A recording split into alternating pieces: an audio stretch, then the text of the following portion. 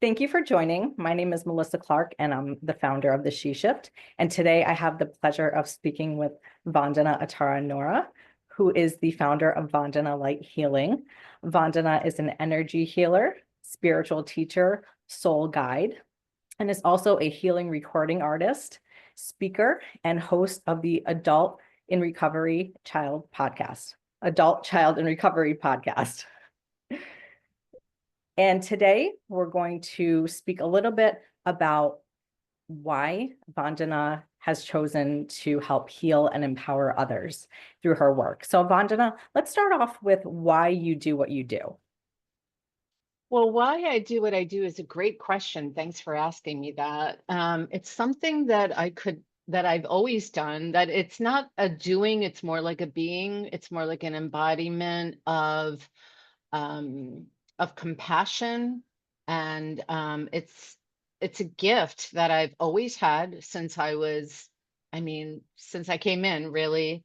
People have always naturally just kind of opened up to me and shared like intimate information that I never really asked. And I always felt like I was a peacekeeper and in my family, and that I just sensed when people needed help, even when they didn't ask. So I've always been super psychic. So it's just a question of not why, but when this was going to unfold for me. Thank you for asking. That's a That's great really, question. and Yeah. that's so wonderful. It's wonderful to hear a little bit, about your Yeah. why and, that background. I think it's really important for people to understand as well. So thank you. So I'm sorry, what was it like growing up as an empath who now supports other empaths? So it was not easy at all growing up as an empath. And I didn't even know I was what you would call an empath, a highly sensitive, intuitive person who feels very, very deeply, who often gives too much and is also a people pleaser at times. I didn't know this until probably I became a Reiki master, and that was back in 2007. And so it wasn't easy, but I understood that it was able to be explained to me by someone at one point in my life, that it was a gift, not a curse, but a blessing. And then I was able to finally like navigate my gifts and feel more in control of my feelings and emotions, and also decipher what belongs to me and what doesn't belong to me. Because a lot of empaths absorb like a sponge other people's thoughts, feelings, emotions, and even energy imprints that stay in a place, in a location. We feel everything so deeply, so it's very important um, to navigate, to learn how to navigate and learn spiritual discernment. And that's what I was able to do.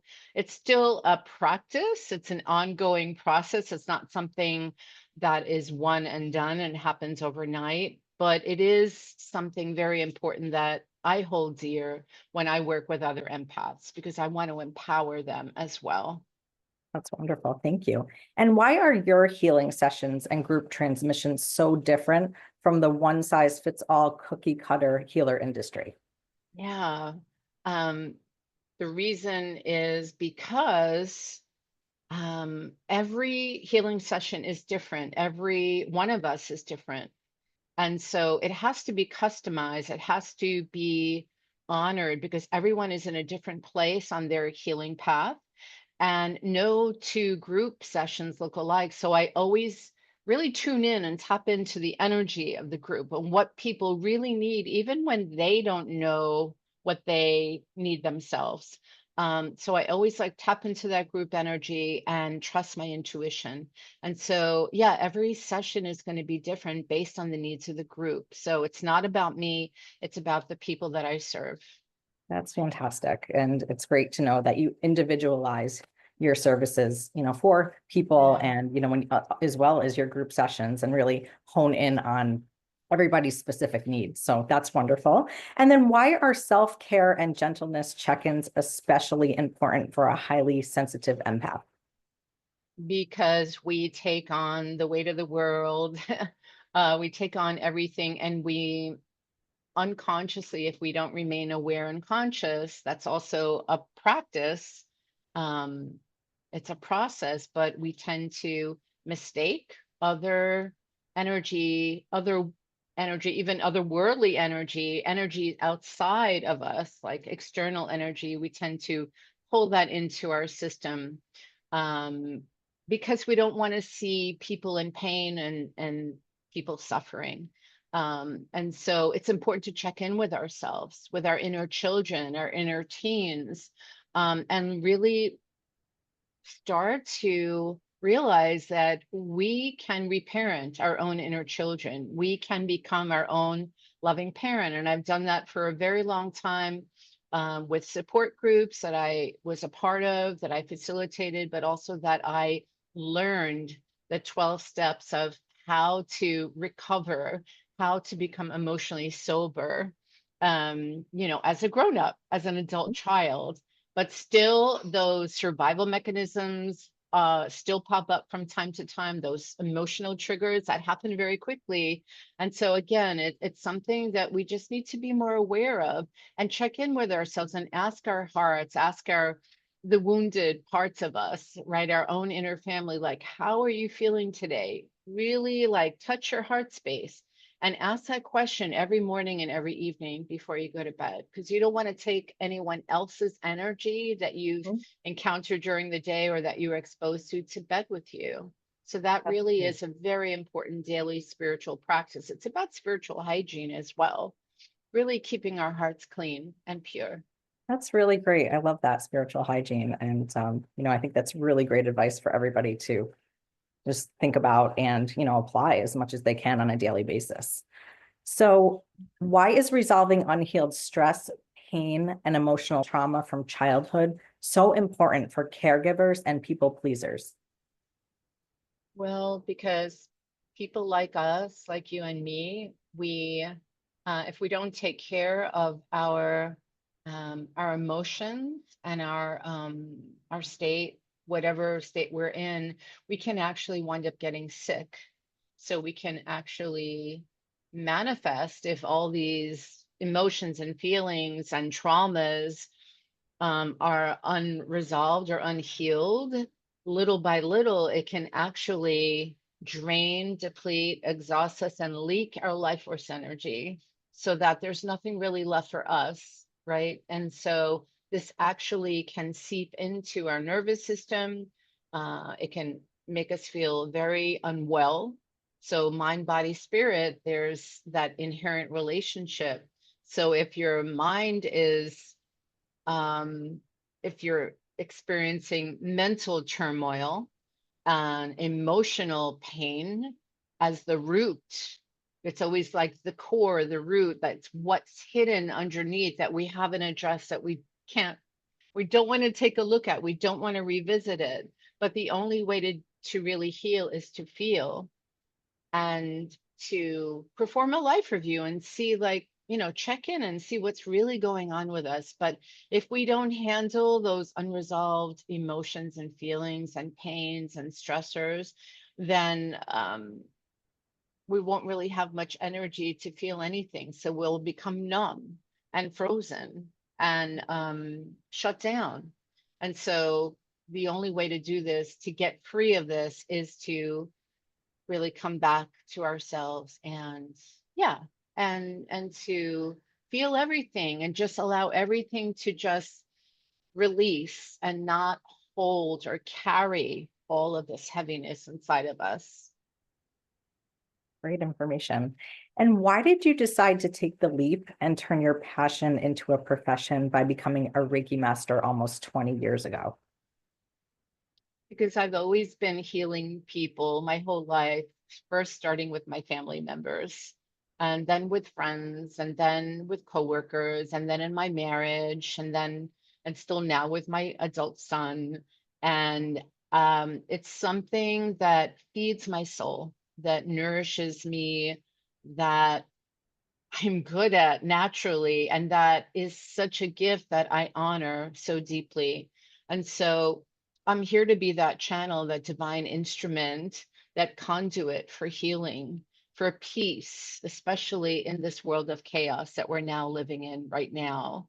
And so we all need healing whatever you call it, whether it's therapy or Reiki, every one of us, you know, has these long held secrets, or this part of us that is still so easily triggered and wounded, that hasn't ever really fully recovered. So someone has to hold a space, right? And there are many people like me, but we're all so different in our own way. So I mean, I became a Reiki master because I knew, like, I just got the calling. I just received the calling. I heard the voices. I heard my spirit guides just saying, hey, it's time. You know, you can't just do what you've been doing. You need to be of service and step up and share your gifts, right? And be there as a role model and a leader for others, you know. And this is all about empowerment. And this is really my main desire, my strongest desire, is to empower and inspire the world, as many souls as I can, to be free and to really release themselves from the bondage of suffering, which is so deeply embedded in our DNA from our ancestors. So yeah, the day I decided to become a Reiki master was like a day of freedom and liberation from my own suffering, a day of remembering my own gifts and powers, and actually coming out of that spiritual closet and feeling good about myself, because when I can heal others, I'm also receiving healing, and we're all stronger together in this. So yeah. That's so wonderful. And, you know, it's great to hear. I mean, you really are truly gifted. And just again, hearing about how, you know, you're giving that and helping others. And as you said, where we are, you know, it's so needed, and everybody does need that in their own way. And I just think that recognizing your own gifts and then offering that is such a gift to other people. And, you know, it's great that you know, not only had the passion, you turn this into like your mission, and you're offering this, you know, to others who can really need this, and also, you know, educating people about the different things that are out there that can be helpful, and, you know, helping to recognize their own gifts, and then, you know, bringing them to a more fulfilling place in their own lives. Yeah, and it's always about placing our needs as our number one priority, Mhm. you know, because I'm also a caregiver, Yes. and as well as an empath. And I mentioned about the people pleasing, and these are all great gifts, but most of us are so distracted by and busy, you know, like just living in survival mode, that we forget that we have to love ourselves and accept ourselves unconditionally. And this is a daily practice that never stops, you know.